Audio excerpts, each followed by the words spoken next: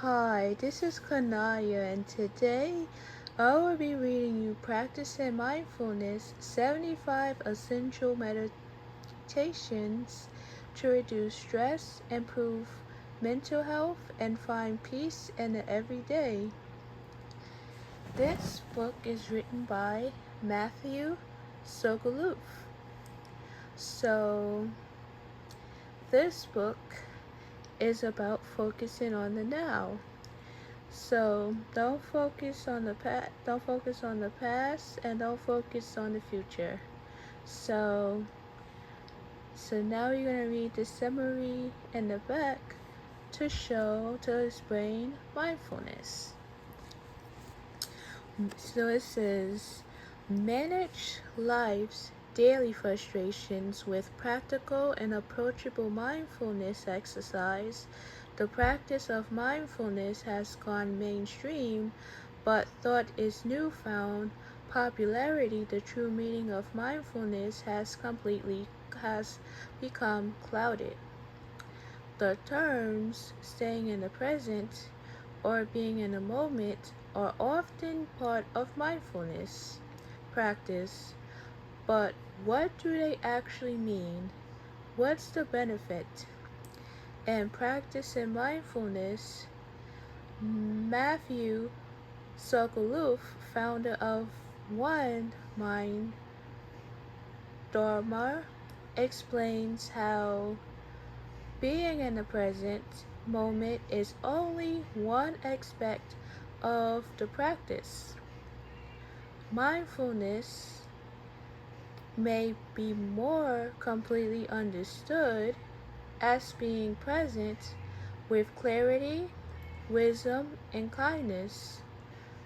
Within these pages, Sokolov will show you how to cultivate awareness and free yourself from fleeting emotions so you can hit the pause button, calm yourself, and handle stressful situations with confidence and ease.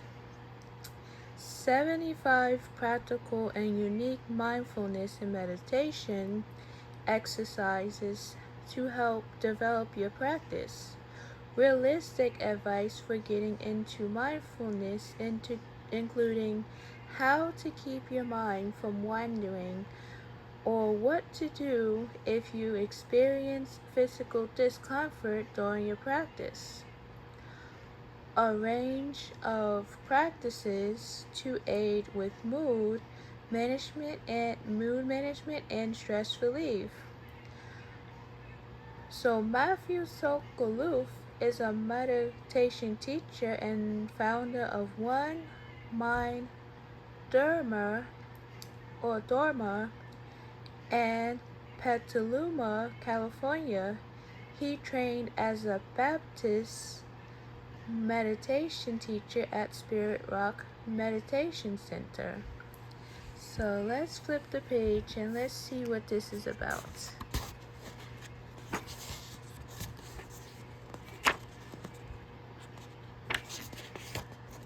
So these are the contents. So it says part 1 is basic mindfulness exercise. Part 2 is everyday mindfulness. And part 3 is mindful moods. So we'll get into all that as we read the story. Introduction.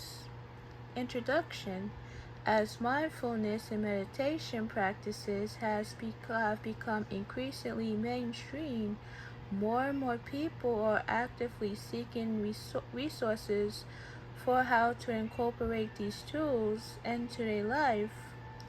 But many of the existent books on the subject are centered on the whys of practice, including evidence-based benefits.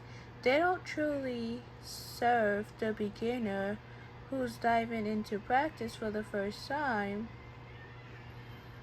Many students have practical questions and share common concerns, everything from preventing the mind from wandering to what to do if you really need to scratch your nose, or to what you have to do and have in order to do it right.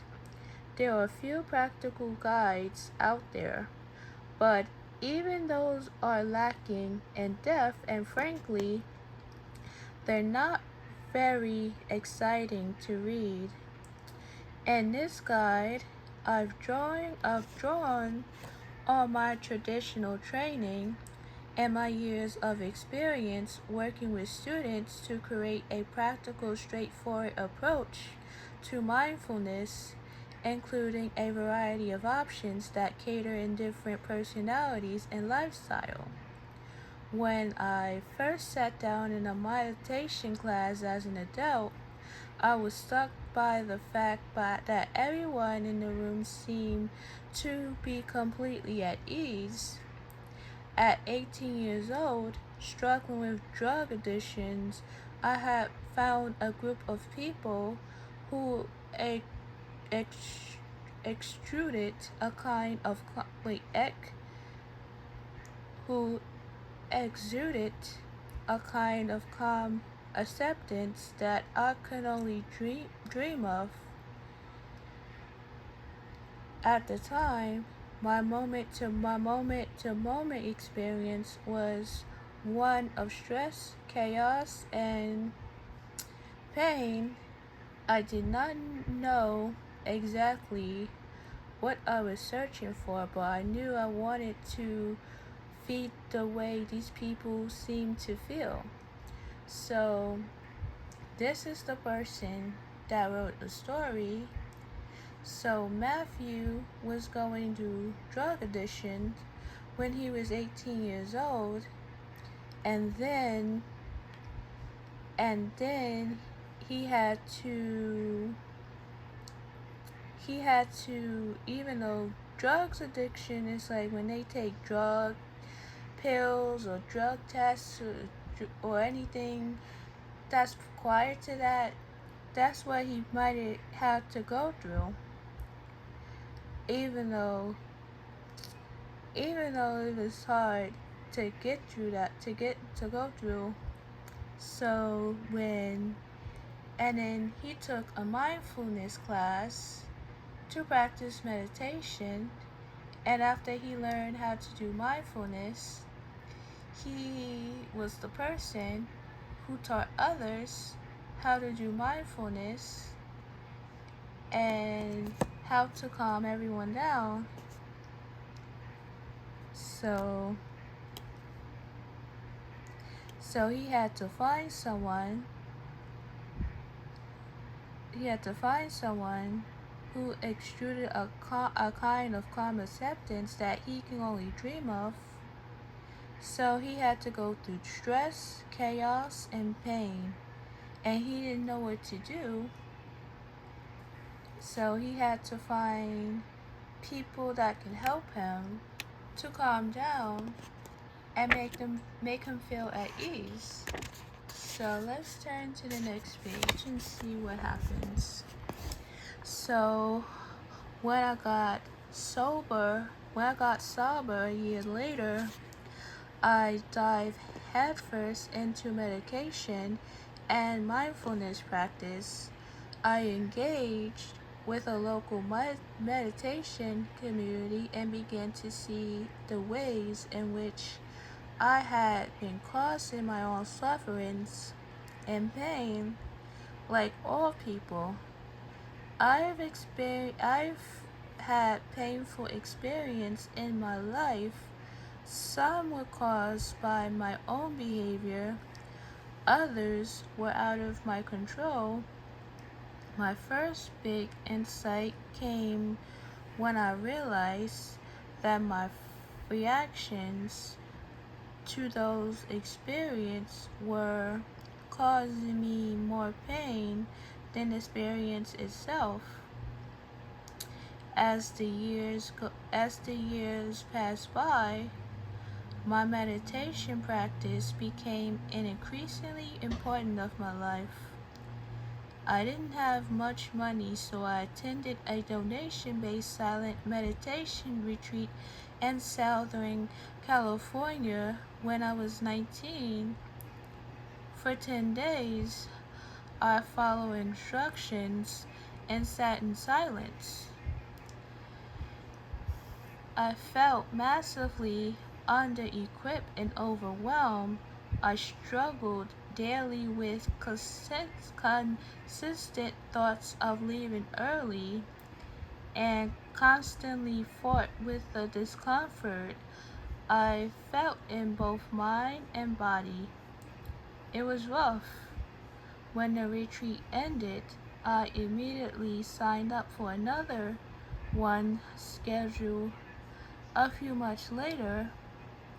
Although I've never experienced a white light moment, something continued to draw me towards the practice.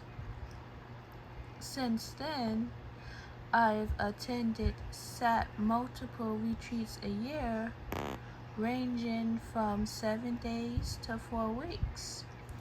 Discipline has never been a strong suit of mine. It took a lot of effort to start meditating regularly, but as the months and years accumulated, I began to notice the benefit of practice showing up in my day-to-day life. Anger, anxiety, and harsh self-talk still came up.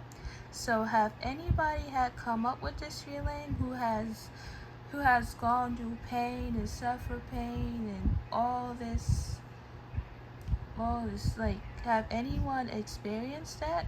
Because that could be hard to deal with, because people who has gone through mental health issues and who has gone through anxiety and unhappiness has been a lot to them, and they didn't know how to deal with that. And like in this book, he was going through mental stress, and he had to go through mental health issues, and he tried to get himself to meditation class, get himself to meditate, and he had to sign up for classes, and then it didn't work. And I'm sorry that he had to go through that, because that must be really hard. It's hard. It must be hard for someone to have to go through stuff like that. It's hard, and it hurts to see him go through this. So, but still came up, of course. But patience rather than frustration and pain. Although I had unpleasant emotional experience, I didn't feel so strongly swayed by every situation or thoughts. In 2014, I got the opportunity to lead some meditation groups against the steam in Santa Maria, California. I filled in for the weekly Sunday group and was part of was part of an awesome team that taught a group for teenagers. In 2015, two of my teachers nominated me to teach meditation for a program at Spirit Rock Meditation Center. So after all that pain started, he was leading some meditation groups against the stream in Montana, California. So he was in a Sunday group and was part of an awesome team that taught teenagers how to meditate at Spirit Rock Meditation Center. And they nominated him to teach meditation at Spirit Rock, one of the most well-respected meditation centers in the West. This offered me the opportunity to work with inspiring teachers, cultivate my own practice, and explore what it meant to lead a meditation community.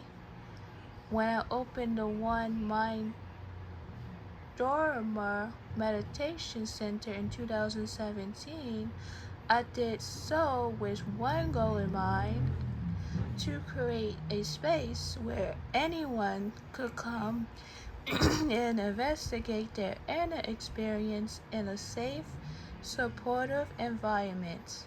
The community has done most of the work, showing up with vulnerability and honesty. And my role as a leader of the community is a powerful offering for my own practice. When I started practicing, I didn't fully understand what kept pulling me. I just had a faint notion that the way I've been living was not working.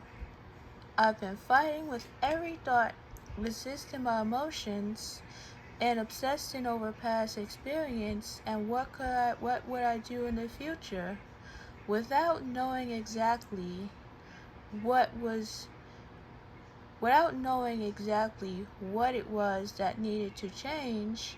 I knew deep inside there must be a healthier way to live. So that means he was part of the community center where everybody would feel supported and create a safe space. And even though he was going through pain, he still tried to keep fighting it. And even though it was, and he would figure out, he was trying to resist his emotions, try to figure out how to get past this situation or past this feeling of emotions. So I know deep inside there must be a healthier way to live. Like you, I'm human. I don't respond mindfully, and every moment of every day, my brain goes on autopilot, which means like I'm worried, I've stressed, or anything like I worried. I get frustrated. Today, my practice is to observe these experiences, remember that I have a choice in how I respond. Before I embraced mindfulness, I was driven by instinctual and habitual reactions, but the more I cultivated awareness, the less enslaved I became to my fleeting thoughts and emotions. Instead, I can jump in and hit the pause button, calm myself, and handle stressful situations with confidence and ease.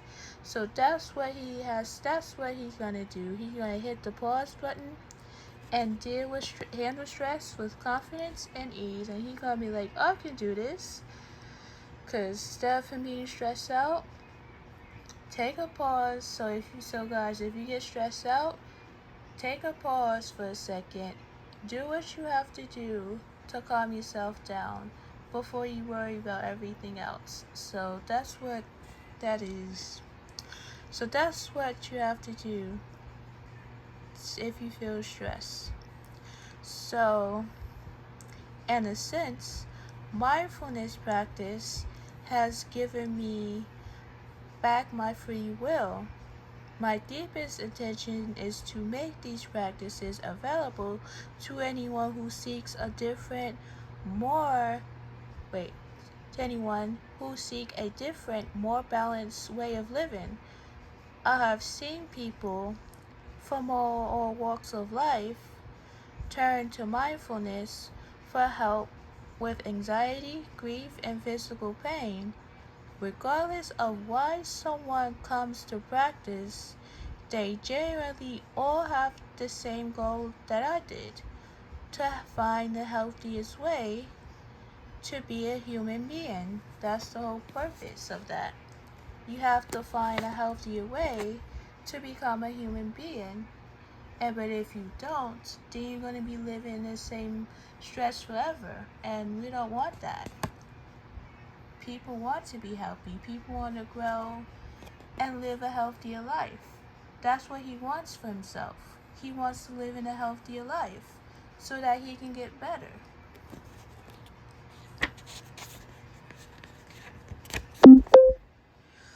When I was new to practice, the books I read, teachers I encountered, and the classes I took gave me a blueprint to get started. Without those resources, it would have taken me even longer to incorporate a regular practice. My hope is that my hope is that you can use this book as your own blueprint. I cannot give you a secret key to some advanced state of mindfulness. You work lies and curiosity and reflection, and yes, a little bit of effort with a little direction. We all have the potential to live with more ease. May the exercise contained between these covers offer you a path to freedom in your life. So, Mindfulness 101. When I was 14 years old, my dad gave me a copy of The Miracle of Mindfulness, a book by the Zen monk Thich Nhat Hanh. At the time, I was struggling with bipolar disorder and addiction, and the book offered a simple instructions to mindfulness practice, which my dad thought would help. As I read the pages and practices, I was immediately drawn in by the beauty and simplicity of mindfulness meditation.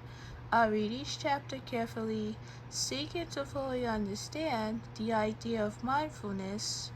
Reading introduced me to the path, but I never practiced the tools offered in the book. I imagined that the principles would just seep into my daily life magically. It was years before I began taking action and seeing the benefits promised in the book.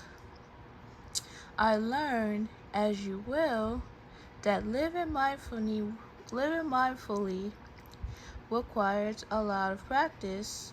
You don't start with perfect awareness and attention. First, you must understand what you are doing, why are you practicing, and how to actually practice. As you learn about the practices, try to apply them to your everyday life as much as you can. Mindfulness calls for action. It calls for personal investigation. People all over the world discover mindfulness as a tool to help with anxiety, anger, grief, and many other difficult experiences humans go through. This ancient practice has evolved over millennia and is now more accessible than ever. Every day we understand more about what it means to be mindful and how mindfulness impacts the brain. So this year, because his dad gave him a mindfulness book when he was 14, and then when he read the pages and the practices, he was drawn in by the beauty and simplicity of mindfulness meditation. So he was able to understand the idea of mindfulness. And even though reading introduced him to the past, but he didn't practice the tools offered in the book. So even though it took him a long time to experience mindfulness, and now the second part was saying that mindfulness helps people calm down when they feel stress, angry, and anxiety, and experience grief, and many other difficulties that humans go through. So even though it's okay to be upset, it's okay to be stressed, it's okay to have anxiety, but also in life, we have to practice mindfulness and give yourself a moment to calm down. And what do you have in that moment? So that's what the book is saying. It has to, even though that we have to focus on the present and not focus on what happens in the past.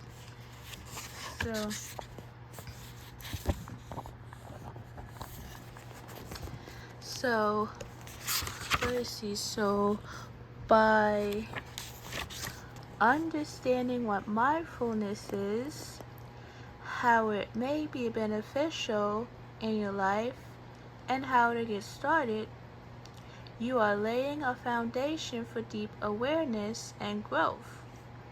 So, every moment, you have heard the word mindfulness before. Its featured on magazine covers, mentioned in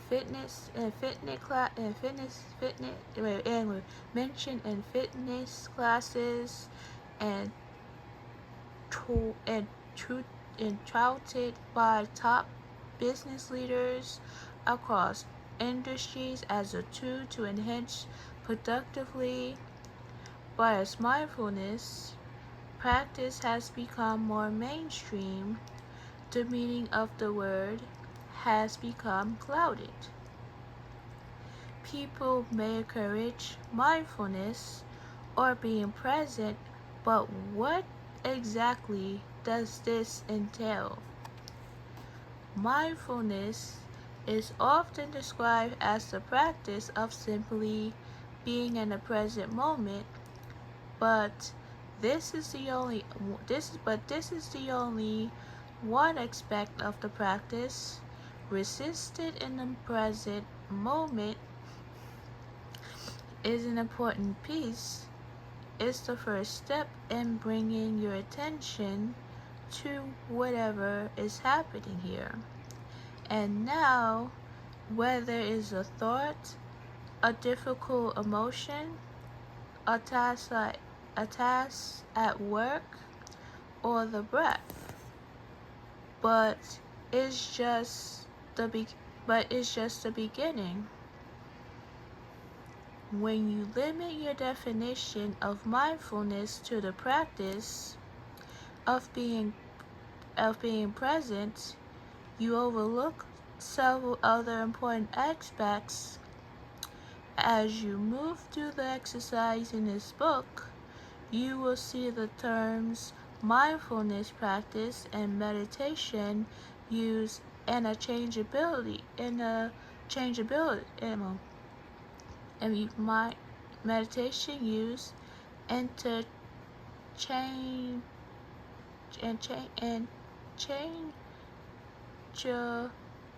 and interchangeably at times. The idea of sitting silently in meditation can be scary if you've never done it before. It is helpful to understand that the word meditation refers to any time you are putting your dedicated effort forth to be mindful.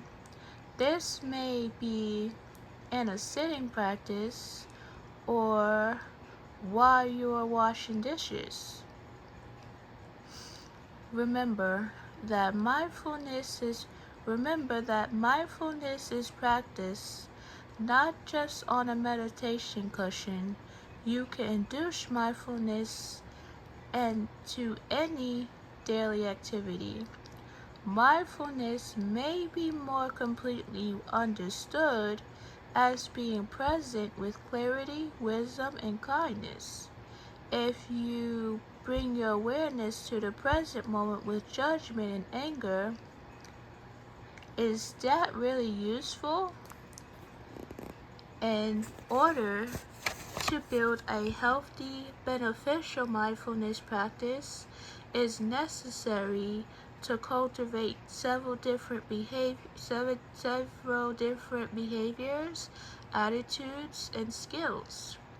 As you dive into mindfulness practice, you will likely discover a deep well of personal strength. A few places where you have room to grow. I call these places the growing edges. Try not to be discouraged by these edges. We all have them. We all have them. Acknowledging and exploring them is how you work towards growth. Every one of your growing edges offers an opportunity for you to decrease stress and discomfort in your life. 9 aspects of mindfulness practice. You are here because you have made a decision to begin investigating mindfulness. It is a powerful step and one that should be recognized and appreciated. Take a minute to pat yourself on the back. To begin your journey of understanding mindfulness practice, let's look at the different abilities you will be cultivating. Being fully present. This is the most well-known and basic piece of mindfulness meditation, but it takes time to cultivate. You may have to coax the mind back to the present repeatedly as you practice. As you continue to train the mind to be present, you'll find yourself more naturally able to rest and present time awareness. Seeking clearly. This aspect of mindfulness may also be understood as a recognition of the experience you are having. When pain arises, you are able to identify it as pain. When anxiety is present, you recognize it as anxiety. You are cultivating the wisdom to clearly see what you experience in the present moment.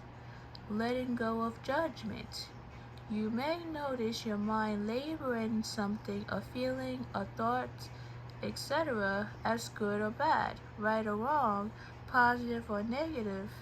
In mindfulness practice, you can let go of such vile judgments. When a judgment does arise, you can remind yourself that you do not need to believe it. Accept what is present in the mind, including any feeling of liking or disliking what you find. Being e- e- being equanimous.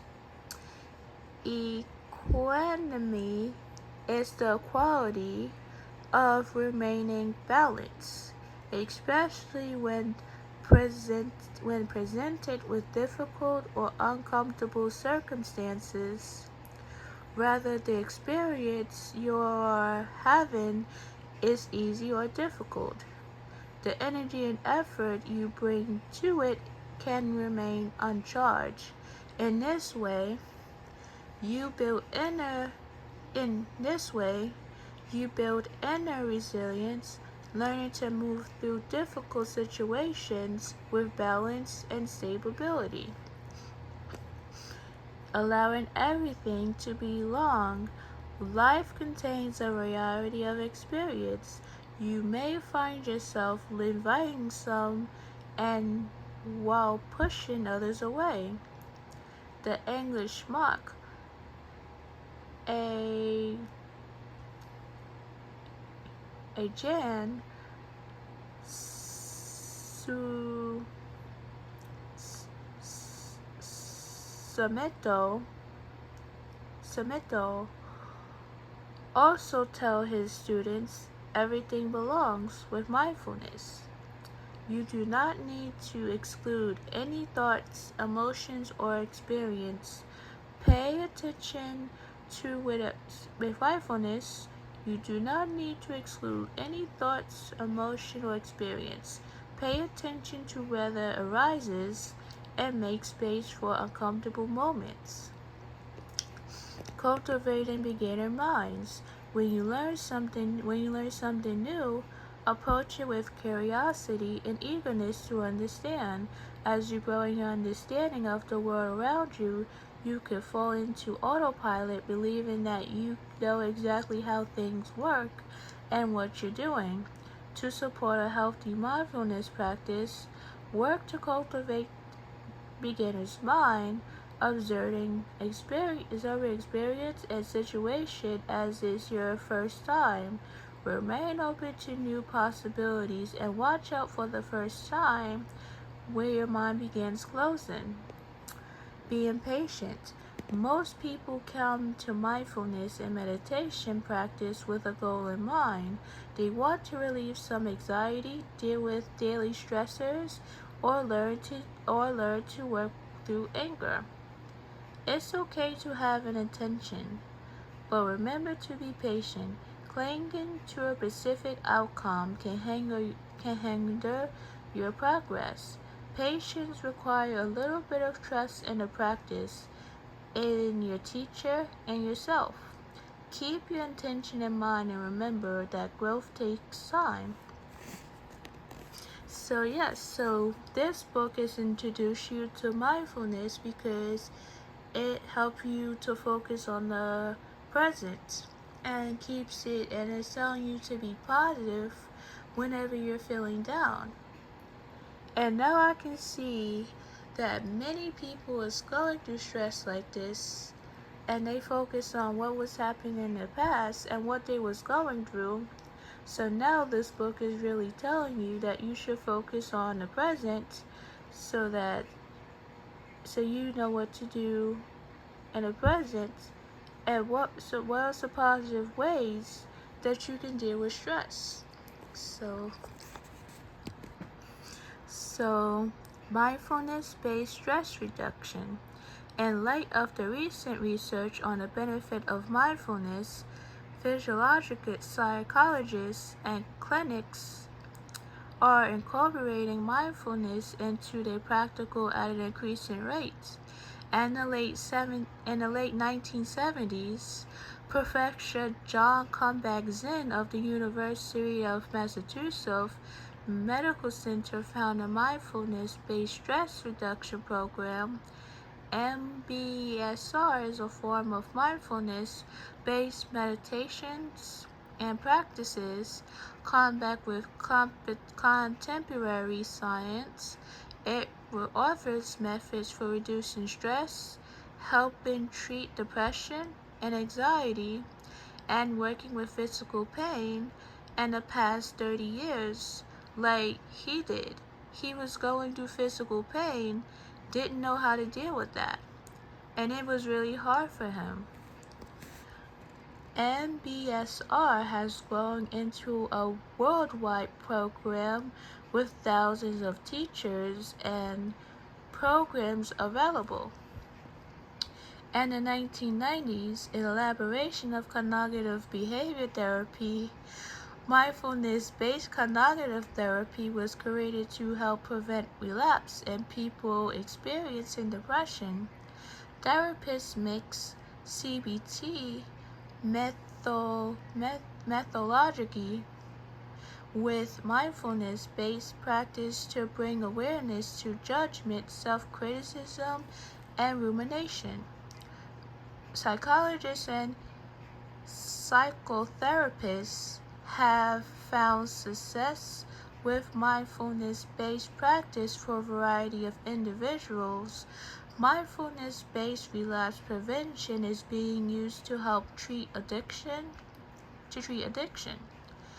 Mindfulness intervention has proven effective in working with post-trauma stress disorder, and meditation awareness training can increase overall physiological well-being. As the body of resource grows, so does our collective understanding of the practice and all of its potential benefits. We are just beginning to scratch the surface of how mindfulness can help in clinical settings.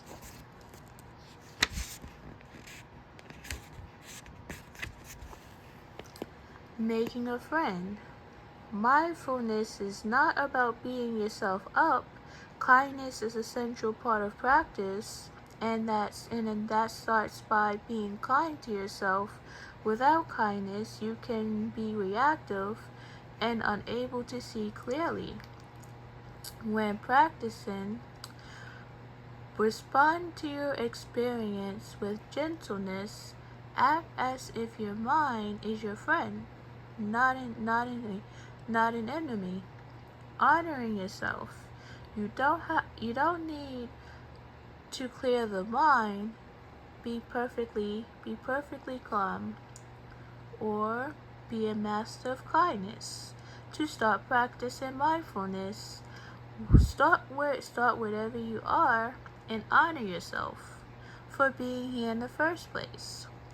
This is a practice, not a race. You're not being graded. And if you struggle, it doesn't mean there's something wrong with you or your mind. Be true to yourself and allow space for growth. The exercise contains in the following page offer practical ways to build these qualities. You can return to those 9 factors throughout your practice, recognizing when you have room to grow. When I sat my first silent meditation retreat, I was struck by one thing that continued to arise in my mind: judgment. I know everybody went through that before, and even though they was judged by the way they look and how they dress and everything, so that's judgment that got in his head. I knew from my training that I should seek to understand the judgment, not judge myself for judging. My retreat teacher suggested that I practice some kindness and forgiveness towards my mind. I really struggle with this. Forgiving oneself can be a long life challenge, but I committed to an intention to do just that. Years later, this gentleman kindness towards the thing in mind is an essential piece of my mindfulness practice. You too will experience difficult moments in practice and in life. You may need to try a few different approaches before figuring out what works best. Do your best to remain open, and remember to forgive yourself for not always having the answer immediately.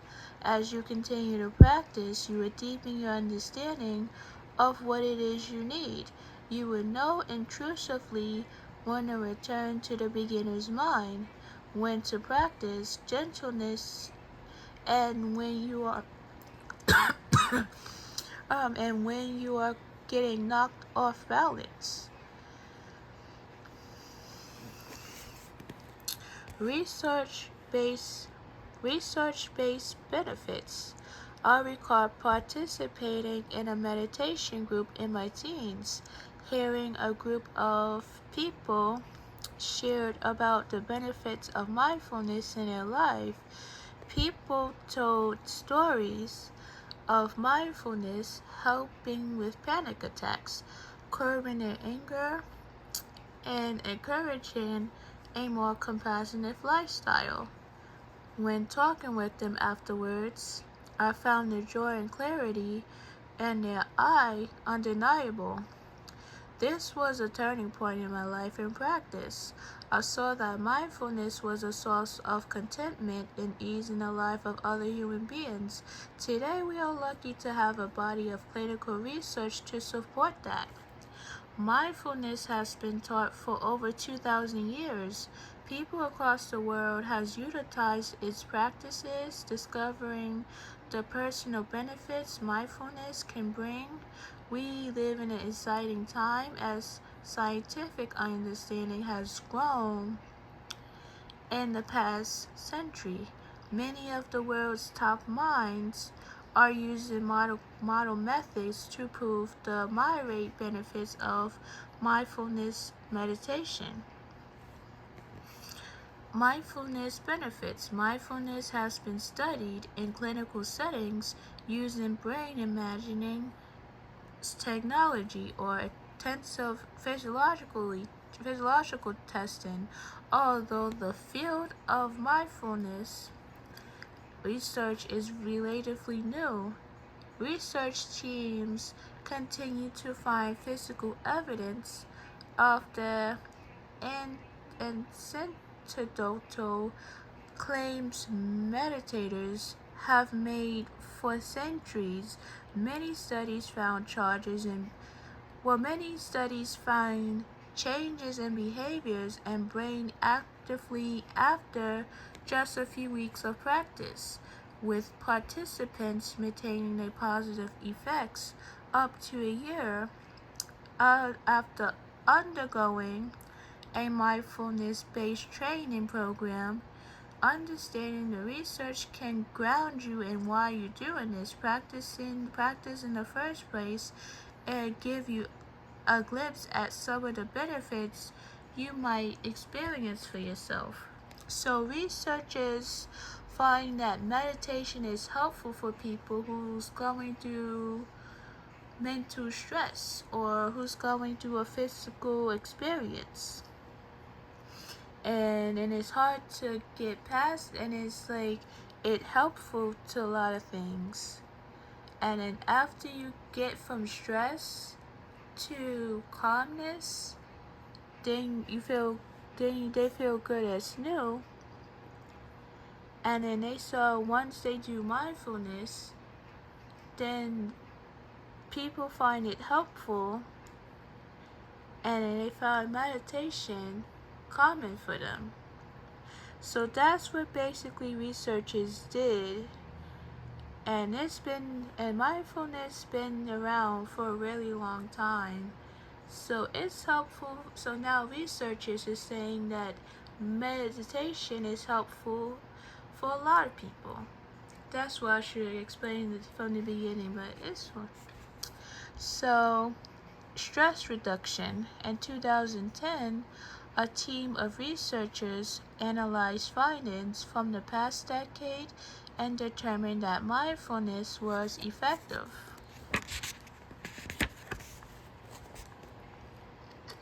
in relieving anxiety and stress. This was true for study participants whether or not they had previously diagnosed anxiety or stress disorders. Improve working memory and focus. Research at the University of California, Santa Barbara has found that mindfulness helps people stay focused and more effectively utilize recently learned information. One encouraging findings of the study that participants reported significantly had less mind wandering after just 2 weeks of mindfulness practice. So she was the one of the researchers that has found that mindfulness helps people to stay focused and utilize recently learned information, so it helps people to stay focused and incoming. So, physical benefits. The physical benefits of mindfulness are well documented. Research in the past decade has found that regular meditation can help improve digestion, strengthen the immune system, lower blood pressure, help the body heal faster, and ease inflammation. Meditation is not just about taking care of your mind. So meditation is not just about taking care of your mind, but it can take care of everything else. Better sleep. According to Harvard Health, research shows that mindfulness can help with falling asleep and staying asleep. Regardless of what time of the day you do it, a mindfulness practice is likely to help with this. Creative problem solving. In a 1982 study, researchers discovered that meditation can help people solve problems with more creativity. Cultivating stillness in the mind helps you gain the ability to think in new ways, look at problems from a different perspective, and work more effectively towards your situation. As a byproduct, this can help you deal with stress in the family, at work, and everyday life. So when you look things at a different perspective, you have to think about it. So let's say if you have a problem with something or with someone. So let's say if someone did something that pushes you over the edge or something like that. So you really have to think to yourself, is the problem really worth stressing over? Well, you might think yes, or you might think no, because maybe we could find a solution to what the situation is, or something like that. And that's a good idea though, because we all should look at problems at a different perspective, from a different perspective, and work more effectively towards a situation. Fewer feelings of loneliness. Loneliness is actually correlated to poor health outcomes. And study at the University of California, Los Angeles, participants experienced less loneliness after just 8 weeks of mindfulness practice. This held true whether the individuals were actually alone or surrounded by a group of friends. In addition, those who practice mindfulness alone still experience more feelings of connection and contentment. And in January 2018, after a lengthy investigation of loneliness in the United Kingdom, British Prime Minister Theresa May even appointed a minister for loneliness. Improve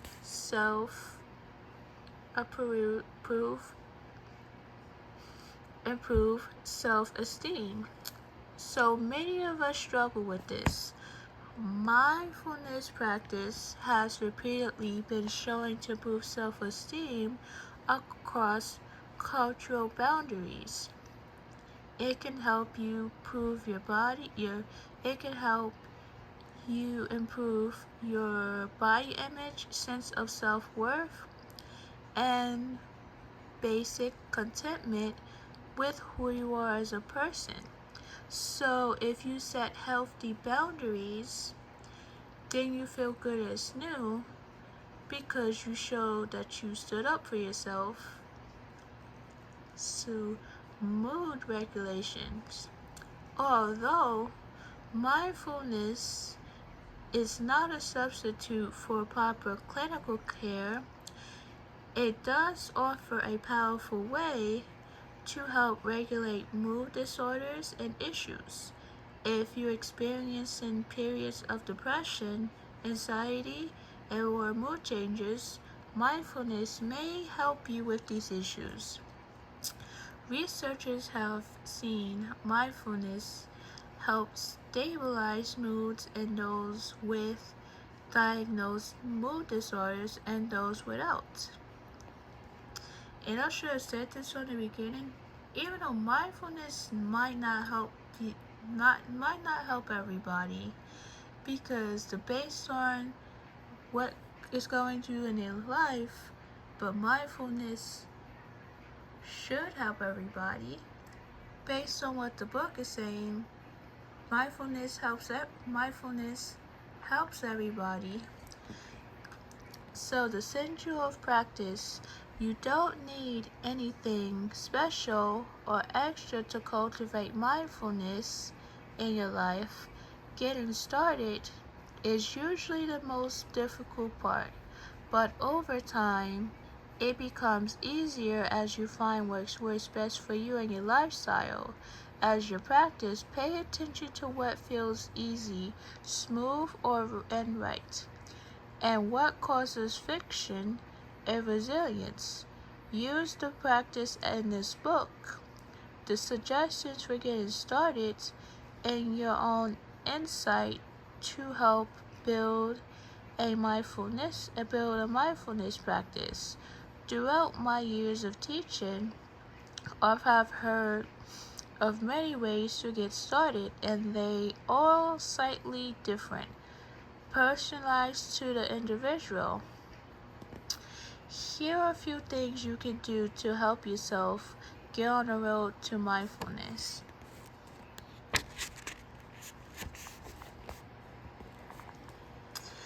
Establishing a practice. When I was new to meditation, I was really struggled to practice. It felt like a chore. But as I practiced more regularly, it became a habit. I even started to look forward to my periods of mindfulness throughout the day, as the benefits of my practice started showing up in daily life. My confidence and interest in mindfulness grew, and practice became even easier and more enjoyable. All mindfulness requires from you is to show up and put forth little effort. Below are the essential elements you work on as you build your mindful practice. So he was saying, like, when he started practicing mindfulness, he began to struggle, and it was feeling like a chore. So as he kept practicing, he kept getting it more and more, and he was looking forward to his periods of mindfulness during the day. So once he kept practicing, now he get that the mindfulness is a thing now. So making time to meditate. With your busy schedule, it may seem impossible to find the time to meditate. In my experience working with individuals from around the world, this is a common challenge, and yet you can absolutely find time to practice. The key is making mindfulness a priority. A few things that help are setting aside specific time to practice, waking up a few minutes early than usual, or setting a calendar reminder to practice in the afternoon. You don't have to dive right into 30 minutes a day. Start with 5 minutes. So even though he started teaching mindfulness, and now mindfulness is a thing. It is a priority that we all should start practicing every day to keep our mind healthy. Creating space to practice. You may struggle to find the right place to practice. Remember that this can be done literally anywhere. Let go of the idea that there are perfect places or bad places. You could also create a dedicated space for meditating. Find an area of your home that is relatively quiet and relaxing. If your office or workspace is too chaotic, try practicing in your car before going inside. You may also utilize public spaces like beaches, parks, and quiet roads if you're comfortable doing so. Setting an intention. You won't be here if you didn't have intention in mind. Why are you interested in finding a more mindful way to live? Because you're being mindful. So whatever you answer, it helps to constantly remind yourself of this deeper intention, connecting with what drives you. The mind may try to convince you not to follow through or that you don't have time to meditate. Fighting with these thoughts often proves futile. Instead, bring the mind back to your deeper intention. Remember what matters to you. Building consistency. The practice in this book present opportunities to investigate mindfulness and in many different ways in your life. Try to use at least one every day, always keeping your attention of mindfulness present. Practice consistently helps you train your mind effectively. When you practice every day, you build a habit fairly quickly. It's like going to the gym. If you go once a month, you probably won't notice results very quickly. But if you go twice a week, all those short little periods of exercise build on each other and you grow stronger. Mindfulness is a cumulative practice. The mental muscle gets fitter as you continue training. Finding a friend. Social support can go a long way towards encouraging new habits. Try asking a friend or a family member to practice with you once a day. This will give you a sense of accountability to someone other than yourself, and other external motivation always helps. You also have the opportunity to talk about your experience with someone else, which will help you both as you move through practice together. Keeping a journal. Get a journal to use specifically for your mindfulness practice. After you practice for the day, take a few notes. How was your practice? Did anything new or interesting come?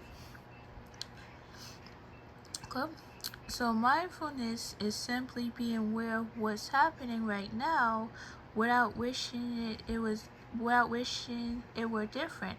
Enjoying the present without holding on when it changes, which it will. Being with the unpresent without fearing it will always be this way, which it won't, is James Barris. Awakening Joy. 10 steps that will put you on the road to real happiness.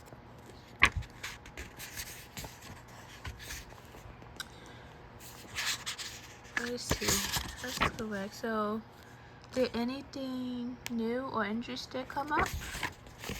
How do you feel?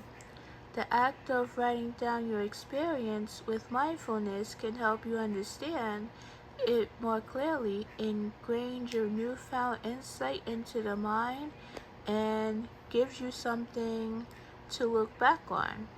I still look back at my first meditation journal from time to time, and I love seeing the progress I've made over the years. Getting the most out of this book. This book will serve as a guide for your practice, offering directions as you get started with mindfulness. I personally use every practice described in this book. I personally use every practice described in this book and have seen them benefit my many students. You may find that some exercise or ideas are more useful to you than others. Remain open. Try each practice to see how it lands. The exercises are often in three parts: basic meditation exercise, everyday mindfulness, and mindful moods. And each part, the exercise, starts short and simple. As you progress, the practice will build on previous exercise and require slightly more time. I recommend starting each section from the beginning and taking your time to master the simpler practice before moving on to the next.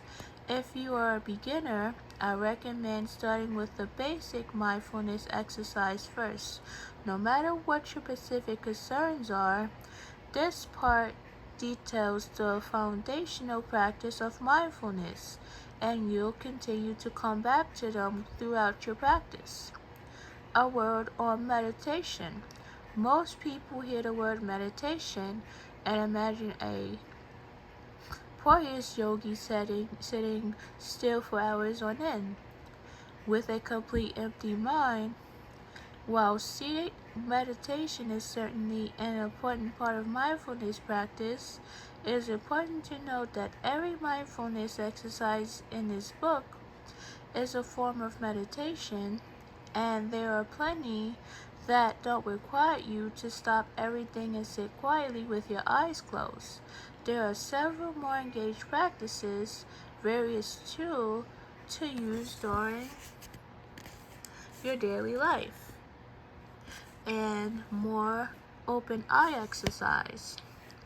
By incorporating both formal meditation and active meditation exercise throughout your day, you can lay the groundwork for a rich meditation practice. Address your issue. Mindfulness and meditation are a beneficial tool for almost anyone. And no matter what your specific issue, incorporating these practices into your life will have a positive effect on your overall well-being. That said, is it possible to focus your efforts on a specific issue? That said, it is possible to focus your efforts on a specific issue, and that's how I've divided up the parts of this book. If you have a specific difficulty you're facing, feel free to jump those specific practices in sections. You can find the exercise in the order I've presented, or skip around those that call out to you or work best for your lifestyle and schedule. How do I know it's working? Your first few times meditating may not feel very relaxing. It's incredibly hard to sit still and observe the mind, especially when you first start out. Like any other new habit, it will take time to see results.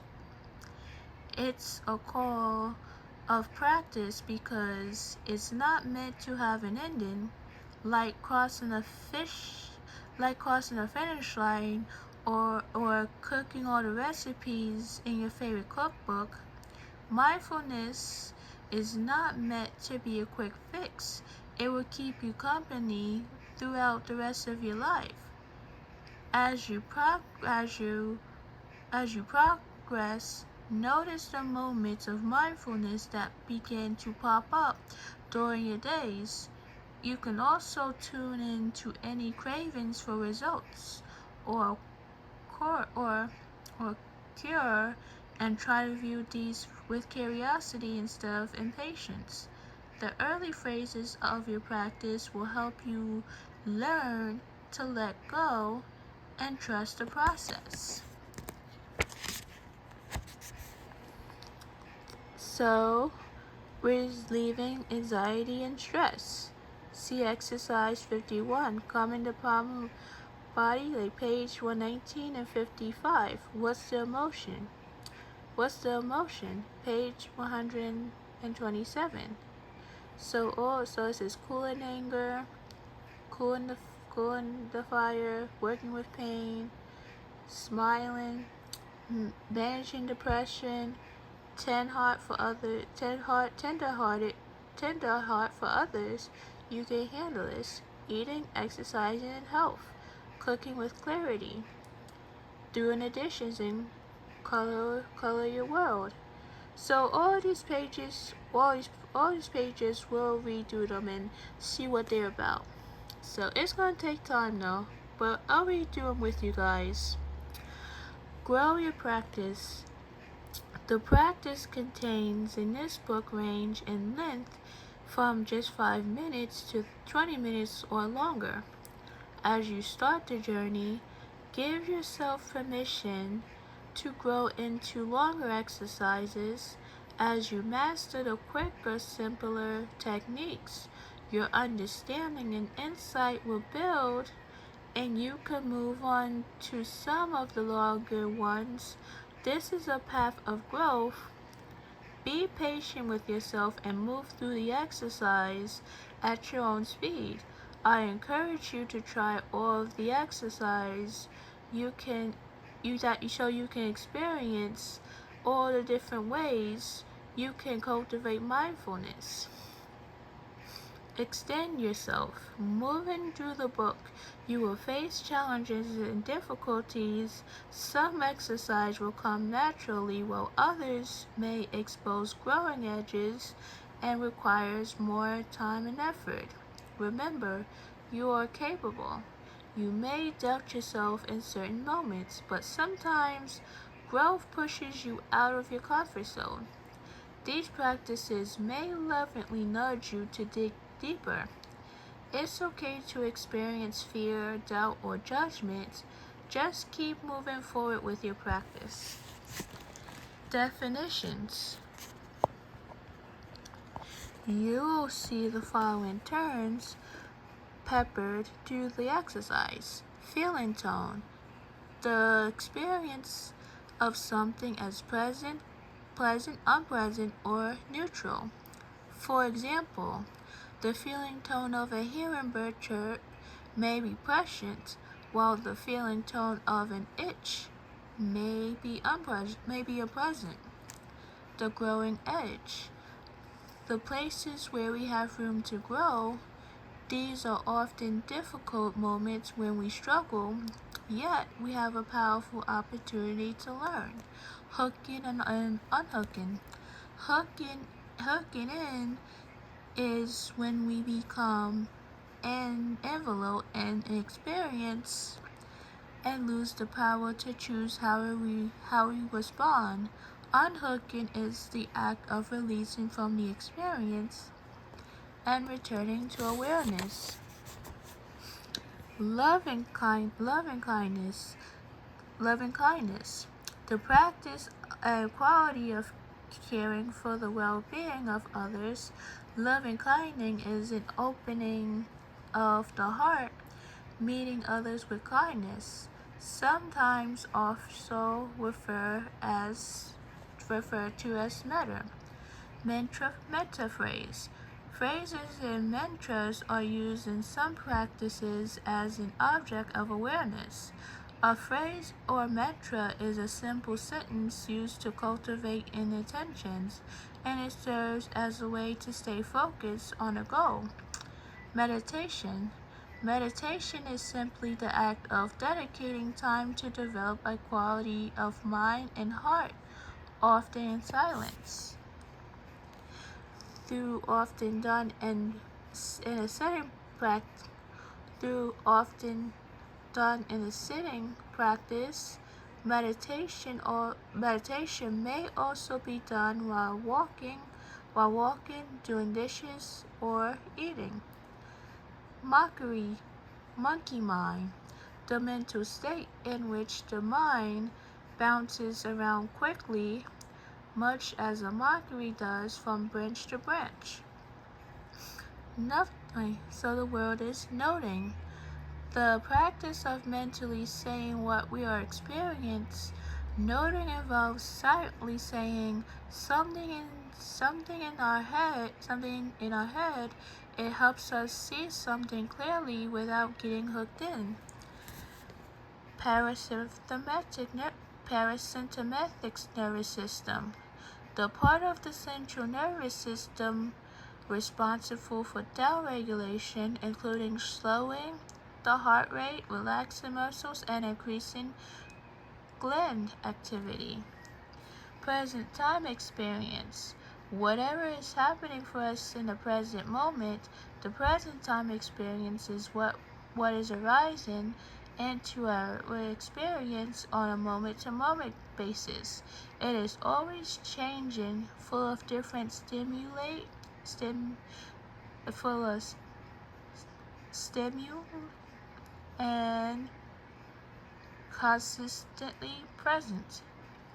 Since doors, the six primary senses that can be assessed in our mindfulness practice: smell, taste, hear, touch, feeling, sight, and thought. The sense doors are what the sense doors are where we experience phenomena arising and passing. So that's the five senses. That's the senses that we have. Practice regularly. Rather or not you have an assisted meditation practice. A few minutes of mindfulness during the day is beneficial. Incorporate a practice every day that consistently will encourage the building of a habit and help deepen your practice. If you have a busy day, find a short exercise in the book, and remember, the long ones aren't better than the short ones. Any practice is a good practice. The 5-minute exercise will be especially useful as your practice grows.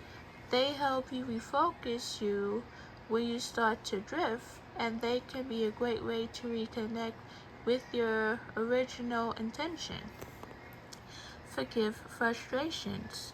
Anytime you are learning something new, it's natural to become frustrated. You aren't learning as quickly as you would like. You take 3 steps forward and 2 steps back. Or you completely forgot to practice one day.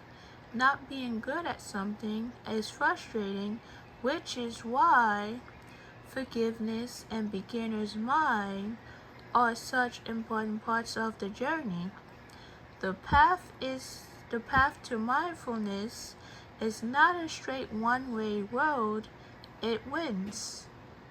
There are stop signs, and you may find yourself taking a turn you did not expect.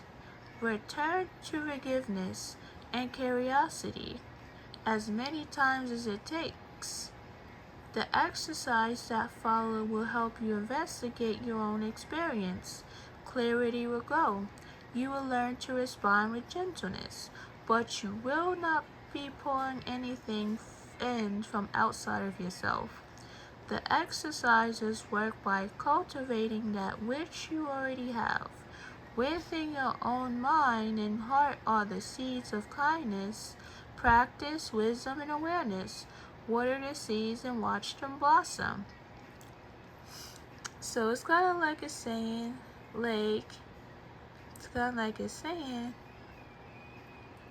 see, or say, water the seeds and watch them blossom, or to watch them grow. So part 1, basic mindfulness exercise. Mindfulness starts with learning to be present. The practice contained in this part offers simple traditional methods of bringing your awareness to present time experience, which is why I recommend that beginners start here. The exercise will help you cultivate the ability to be here and now with patient clarity and strength.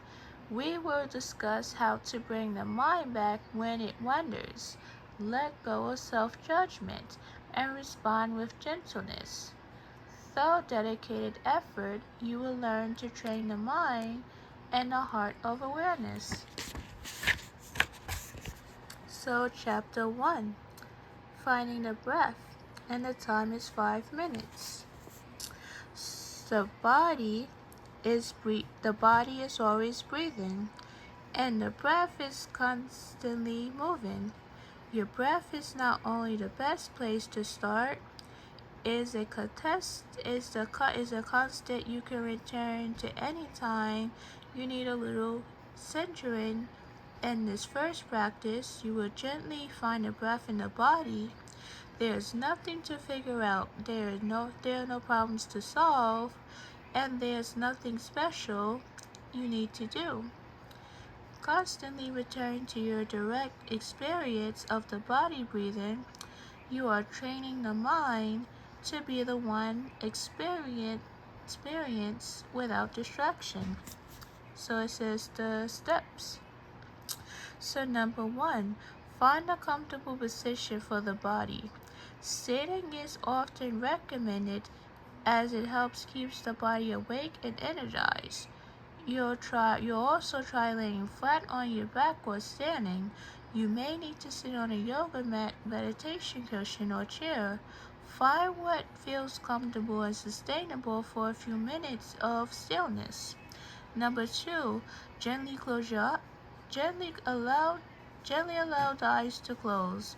If you're more comfortable with the eyes open, try softly gazing at the floor or ceiling, depending on your position. Allow the eyes to relax and rest on the spot. The idea is to minimize distractions in your practice.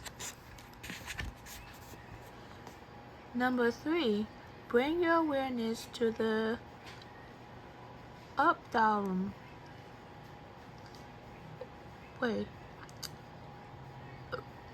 So relaxing the muscles there.